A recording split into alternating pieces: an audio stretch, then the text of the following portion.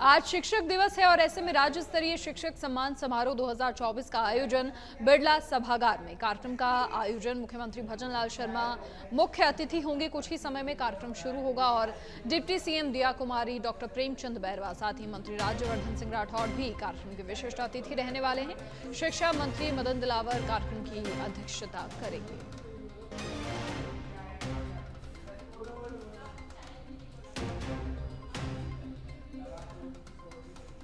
बिरला सभागार में कार्यक्रम का आयोजन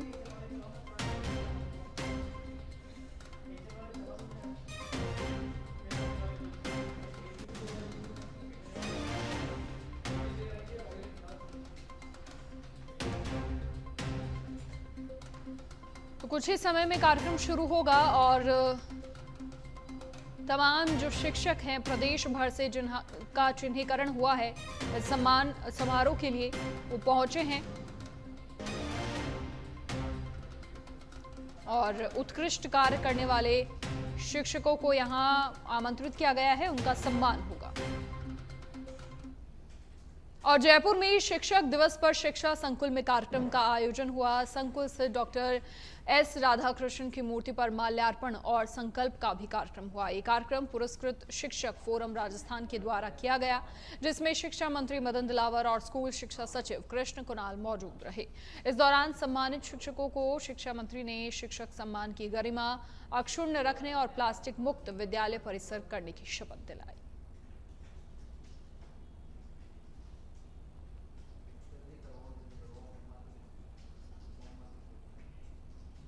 खबर ब्यावर से है, जहां ब्रिटिश शासन में बनी नगर परिषद को निगम में क्रमोन्नत करने की मांग उठी है।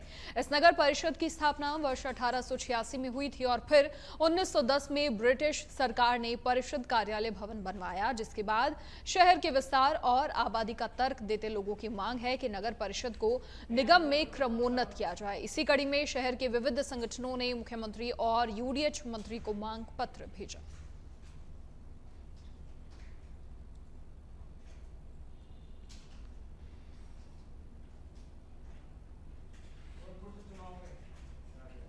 धौलपुर नगर परिषद धौलपुर के वार्ड नंबर 52 में उपचुनाव करवाया जा रहा है। शहर के संस्कृत पाठशाला स्कूल में सुबह 7 बजे से शुरू हुआ मतदान शाम 5 बजे तक चलेगा। मतदान के दौरान वार्ड नंबर 52 और 52 के 1736 मतदाता अपने मत का प्रयोग करेंगे और उपचुनाव में कांग्रेस और भाजपा के 2 प्रत्याशी आमने सामने मैदान में हैं।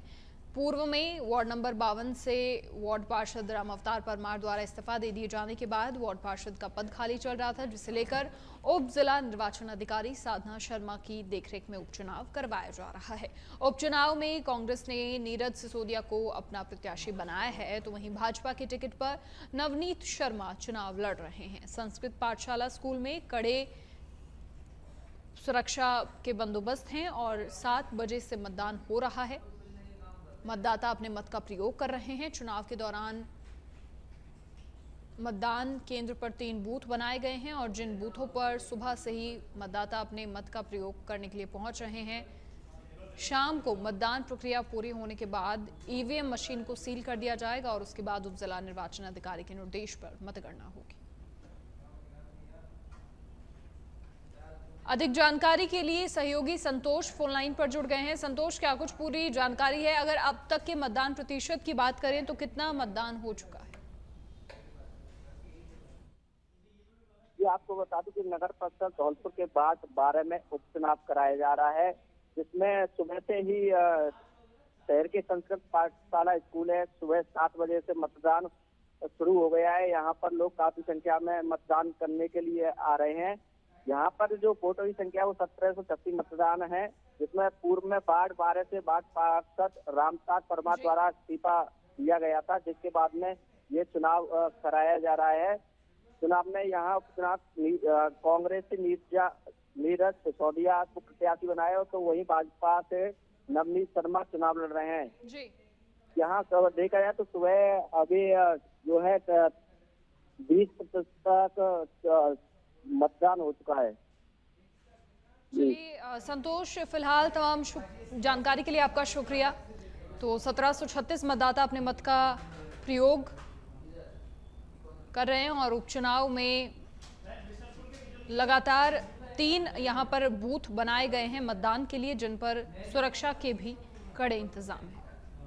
और फिलहाल सीधा बिरला सभागार का रुख करेंगे, जहां आज कार्यक्रम का आयोजन है और उप मुख्यमंत्री डॉक्टर प्रेमचंद बैरवा फिलहाल पहुंचे हैं और आज इस कार्यक्रम के विशिष्ट अतिथि रहेंगे दोनों ही डेप्यूटी चीफ मिनिस्टर्स। और फिलहाल ये सबसे पहले तस्वीरें आपकी टीवी स्क्रीन पर, जहां उप मुख्यमंत्री डॉक्टर प्रेमचंद बैरवा पहुंच गए हैं।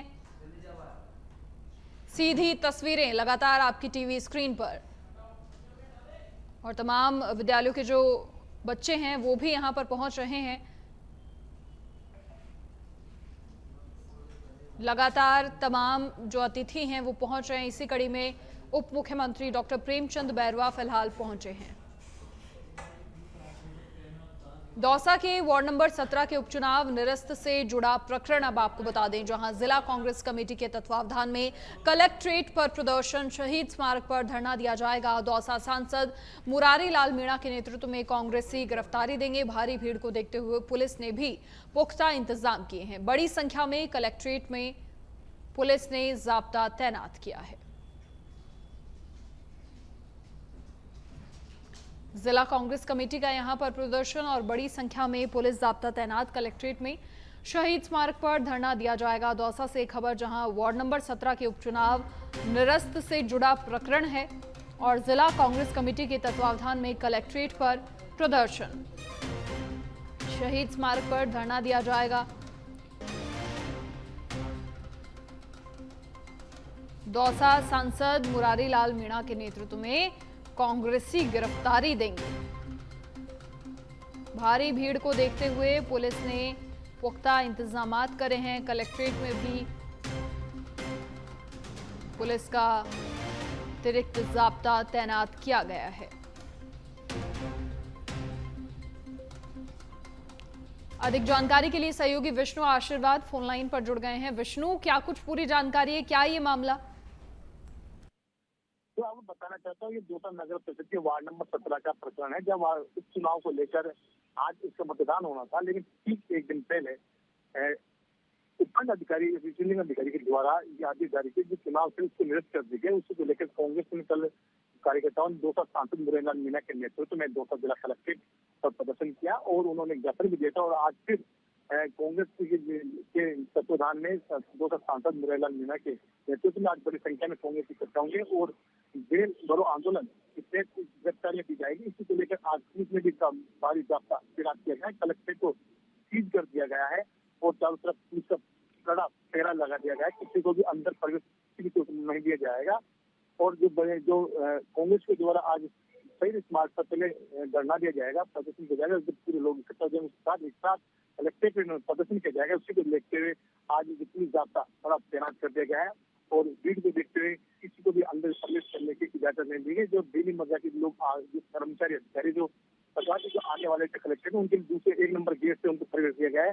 2 नंबर गेट है तो उसको बंद कर दिया गया है। इसी को लेकर पूरा ये जाब्ता तैनात किया गया है। भारत पुलिस को जाब्ता तैनात है। जी विष्णु, देखिए अतिरिक्त पुलिस जाब्ता बड़ी संख्या में यहाँ पर तैनात नजर आ रहा है, लेकिन क्या ये जो पूरा प्रदर्शन है शांतिपूर्ण तरीके से रहने वाला है? जहाँ तक है तो पुलिस ने जिस हिसाब से जो लोगों के आने की जो संख्या थी कांग्रेस कार्यकर्ता, उसी हिसाब से इन्होंने पुलिस जाब्ता तैनात किया गया। करीब 125 से 150 पुलिसकर्मी को तैनात किया गया है। इसमें डिप्टी यानी कि 2 अधिकारी हैं और सीआई, एएसआई, एक कांस्टेबल का बड़ा जाब्ता यहाँ पर तैनात किया गया है। कल दौसा सांसद मुरारी लाल मीणा ने कहा था कि जो ये उपचुनाव को निरस्त किया गया है, ये एक तरह से लोकतंत्र की हत्या है। और उन्होंने कल ही आह्वान कर दिया था कि बड़ी संख्या में लोग कलेक्ट्रेट पे आएंगे और सरकार को गिरफ्तारी देंगे और उनको बताया जाएगा कि जो जिस तरह से ये कृत्य किया गया है। जो उन्होंने कहना ये भी था कि इस तरह का कभी भी आज तक नहीं हुआ कि जब एक दिन पहले चुनाव और उसको एक दिन पहले ही एक तरह से निरस्त कर दिया गया है। इसी को लेकर कहीं न कहीं सरकार के ऊपर दबाव बनाया जाने का है। और फिर चुनाव आयोग से भी उन्होंने कहा कि इस तरह के चुनाव आयोग के द्वारा किया गया जो आज तक कभी देखा नहीं गया। इसी को लेकर लोगों में काफी जोश है। जो वार्ड नंबर 17 के जो नागरिक है, जो कांग्रेस प्रत्याशी के समर्थक थे, उनमें काफी जोश है। इसी को देखते हुए बड़ा जाब्ता तैनात किया गया। बड़ी संख्या में लोग आने की उम्मीद है। दौसा जिला कांग्रेस कमेटी के तत्वाधान में ये पूरा जो धरना प्रदर्शन जेल भरो आंदोलन, इस तरह का पूरा उनके नेतृत्व में किया जा रहा है। इसी को लेकर बड़ी जाब्ता भी तैनात किया, बड़ी संख्या में लोग आने का हवाला, लोग आ रहे हैं, गाड़ियों से आ रहे हैं, पैदल भी आ रहे हैं, काफी संख्या की भीड़ हो सकती है। इसी के लिए एहतियात के तौर पर ये आज पुलिस जाब्ता तैनात किया गया है। जी चलिए विष्णु, फिलहाल तमाम जानकारी साझा करने के लिए आपका शुक्रिया। तो शहीद स्मारक पर धरना दिया जाएगा, जिला कांग्रेस कमेटी का प्रदर्शन।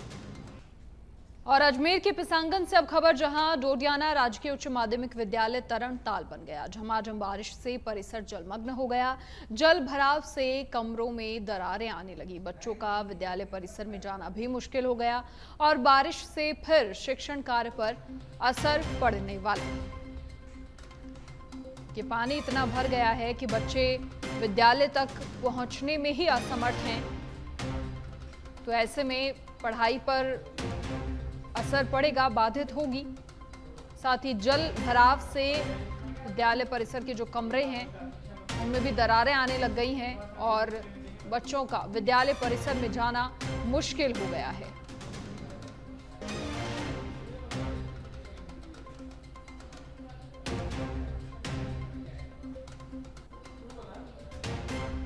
अजमेर के पिसांगन से खबर, जहां झमाझम बारिश से परिसर जलमग्न हो गया। बच्चों का विद्यालय परिसर में जाना मुश्किल हो गया। डोडियाना राजकीय उच्च माध्यमिक विद्यालय तरण ताल बन गया। और अब बीसलपुर बांध से जुड़ी बड़ी खबर, जहां कभी भी बांध के गेट खोले जा सकते हैं। बांध की कुल भराव क्षमता की बात करें तो 315.50 आरएल मीटर और साथ ही 315.10 आरएल मीटर पानी का भराव पूर्ण बनने के बाद इस बार पूर्ण जल भराव होकर 7वीं बार बीसलपुर बांध छलकेगा। इससे पहले 2004, 2006, 2014, 2016, 2019 और 2022 में गेट खुले थे। अब 2024 में छलकने के कगार पर पहुंच गया है बीसलपुर डैम।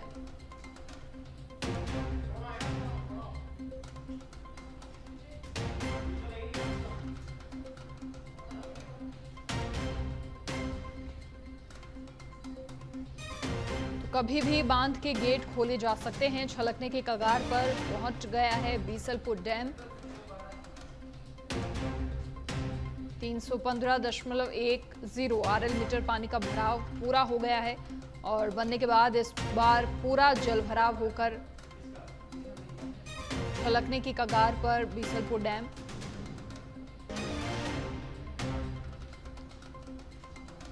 बीसलपुर बांध से जुड़ी इस वक्त की बड़ी खबर, कभी भी बांध के गेट खोले जा सकते हैं।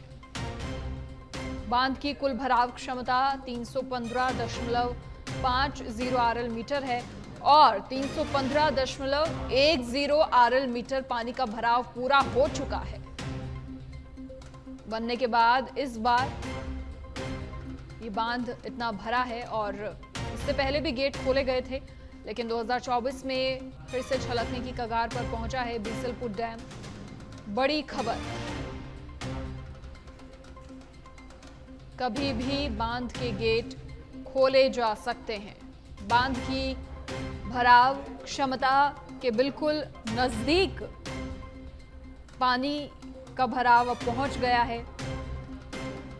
7वीं बार अब छलकेगा बीसलपुर बांध और इससे पहले 2004, 6, 14, 16, 19 और 22 में गेट खुले थे और अब फिर से 2024 में बीसलपुर बांध छलकने की कगार पर पहुंच गया है।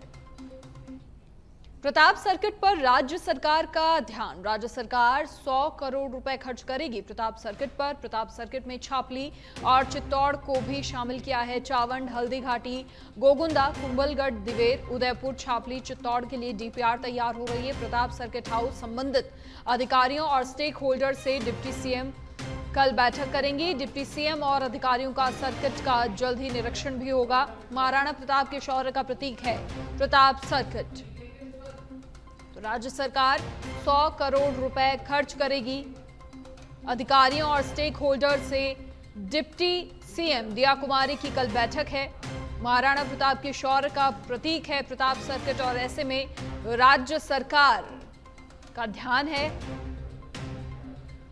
अधिक जानकारी के लिए फोन लाइन पर प्रमोद कुमार जुड़ गए हैं, हमारे सहयोगी। प्रमोद, क्या कुछ पूरी जानकारी है? देखिए, राज्य सरकार लगातार विकास की दिशा में भी आगे बढ़ रही है और ऐसे में महाराणा प्रताप के शौर्य के प्रतीक प्रताप सर्किट की ओर भी अब राज्य सरकार का ध्यान है। 100 करोड़ रुपए खर्च करेगी।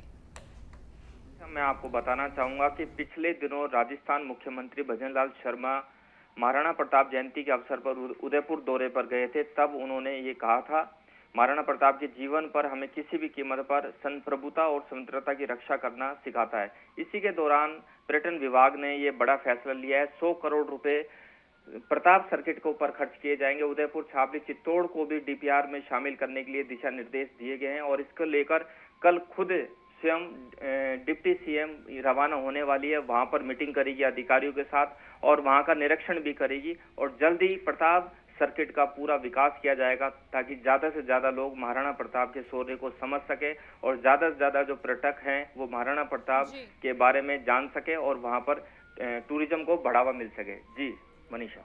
ये प्रमोद, शुक्रिया आपका तमाम जानकारी साझा करने के लिए। तो प्रताप सर्किट की ओर लगातार ध्यान है, राज्य सरकार का खास ध्यान है और ऐसे में राज्य सरकार की ओर से 100 करोड़ रुपए खर्च किए जाएंगे प्रताप सर्किट पर। प्रताप सर्किट में छावनी और चित्तौड़ को भी शामिल किया गया है।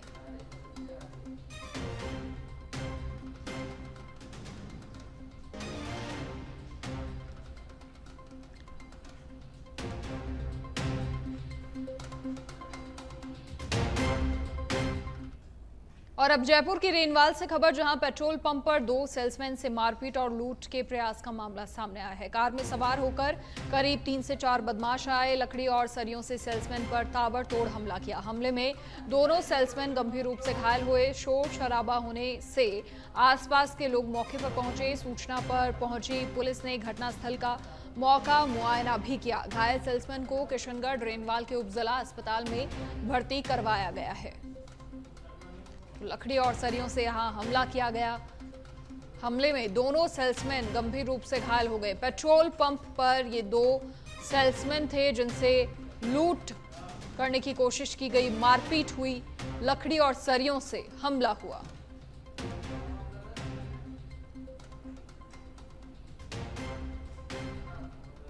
और अब सिरोही के रेवदर से खबर, जहां दांतराई ग्राम पंचायत में टेंडर प्रक्रिया को लेकर बड़ी गड़बड़ी देखने को मिली है। दांतराई ग्राम पंचायत में 2 ठेकेदारों ने टेंडर की कॉपी डाली थी। दूसरे ठेकेदार का आरोप, समिति में रात्रि को टेंडर खोलने की प्रक्रिया चल रही थी और ठेकेदार की समिति में पहुंचने पर हंगामा हुआ तो विकास अधिकारी ने टेंडर खोलने की प्रक्रिया रोक दी। दूसरे ठेकेदार अजय पाल सिंह ने चंदन इम्पैक्ट्स टेंडर फर्म की कॉपी जमा नहीं होने का आरोप लगाया, जबकि ग्राम पंचायत सरपंच ने ठेकेदार अजय पाल सिंह को टेंडर जमा होने की रिसीव दी थी और मामले को लेकर सरपंच का कहना कि आज जमा करवाई जाएगी टेंडर की कॉपी। विकास अधिकारी ने मामले को लेकर कहा कि जितनी जमा हुई होगी वो सभी कॉपी खुलेंगी।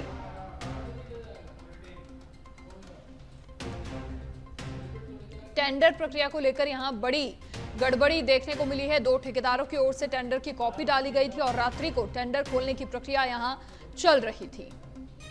ठेकेदार के समिति में पहुंचने पर हंगामा सामने आया और टेंडर फर्म की कॉपी जमा नहीं होने का आरोप यहां लगाया जा रहा है।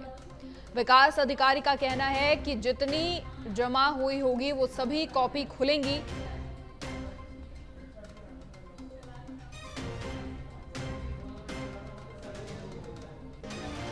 दांतराई ग्राम पंचायत में टेंडर प्रक्रिया को लेकर बड़ी गड़बड़ी देखने को मिली है। टेंडर फर्म की कॉपी नहीं जमा कराने का आरोप लगाया जा रहा है और 2 ठेकेदारों ने टेंडर की कॉपी डाली थी। दूसरे ठेकेदार का यह आरोप है समिति में कि रात्रि को टेंडर खोलने की प्रक्रिया चल रही थी। अधिक जानकारी के लिए सहयोगी प्रवीण फोन लाइन पर जुड़ गए हैं। प्रवीण, क्या कुछ पूरी जानकारी इस मामले में? जी बिल्कुल बताना चाहूंगा, ये जो ग्राम पंचायत समिति रेवदर है वह ग्राम पंचायत दातराई में है। वहां पर टेंडर प्रक्रिया में इस बार जरूर धांधली देखने को मिली है, जहां पर जो ठेकेदार है अजय पाल सिंह, उसने बताया था कि टेंडर प्रक्रिया के दौरान उसने भी दांतराई ग्राम पंचायत में अपनी टेंडर की कॉपी है वो लगाई थी, लेकिन उसको लेकर सरपंच ने उसको रिसीव भी दी थी। लेकिन जब इस जानकारी मिली कि समिति में रात्रि को ही टेंडर प्रक्रिया खोलने की बात सामने आई तो वो मौके पर पहुंचे थे और हंगामा कर दिया, जिसके बाद विकास अधिकारी ने मामले को देखकर टेंडर प्रक्रिया फिलहाल रुकवा दी है।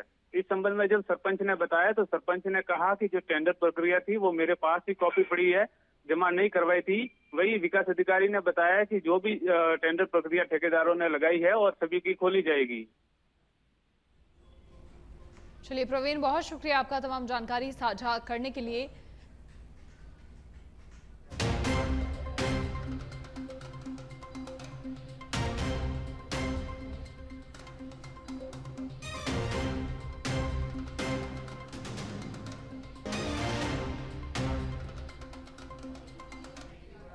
और अब जयपुर के फुलेरा से खबर, जहां मूसलाधार बारिश ने सिनोदिया में तबाही मचाई है। मूसलाधार बारिश के कारण मकानों में दरारें आई हैं। दीवारों के पास कटाव लगने से मकानों की दीवार धंसी है और सिनोदिया ग्राम पंचायत का तालाब बारिश के पानी से लबालब हुआ है। तालाब ओवरफ्लो होने के बाद रैगर मोहल्ले में बरसात का पानी घुसा। ग्रामीणों की मदद के लिए स्थानीय सरपंच जेसीबी लेकर आमजन के बीच पहुंचे।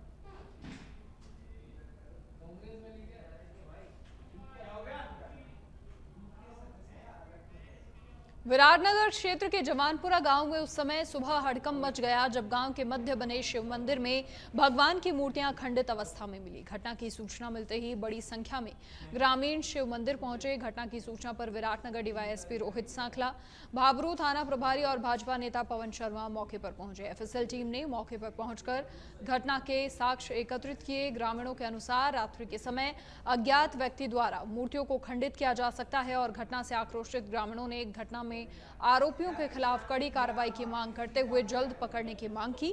घटनास्थल पर बड़ी संख्या में ग्रामीण एकत्रित हो गए। भाजपा नेता पवन शर्मा ने ग्रामीणों को समझाइश करते हुए प्रशासन से जल्द आरोपियों को पकड़कर कड़ी कार्रवाई की मांग की है।